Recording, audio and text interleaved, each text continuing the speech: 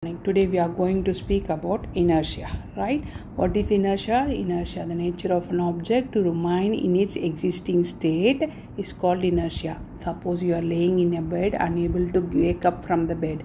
That is a laziness, right? That is, we are remaining in that position unable to change your position.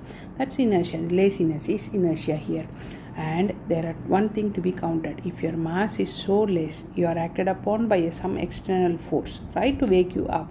Here similarly the box is having a very less mass. You have to move it or change its position. So mass is less, your force to be given is very less to move the box from one position to the other, right? Similarly here in the next object the mass is higher, so you have to give a very high force to change from one position to the other. So mass and inertia are directly proportional. If the mass is more, inertia is more, right? Now coming back here, Newton's first law. We have studied Newton's first law. What it is? An object at rest will always stay at rest, right? Keeping a coffee cup on a table. So here this coffee cup is at rest. It is not disturbed by any external force. Suppose you are acting an external force, suddenly you are pushing the table, the coffee cup will spill downwards, right? The coffee will spill downwards. The cup will fall down. So an external force acting on it, so it moves down. That what an object at rest will always stay at rest, right? This is called law of inertia. The second thing is inertia of motion. An object will continue to move in the same speed unless acted upon by an external force. Suppose you are traveling in a bus and you are standing there, right?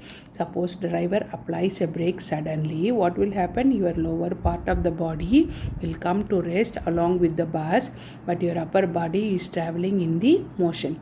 Therefore, you will start to lean forward. That what is happening here, right? The third thing is inertia of direction. An object will continue to move in the same direction unless a force act on it, right?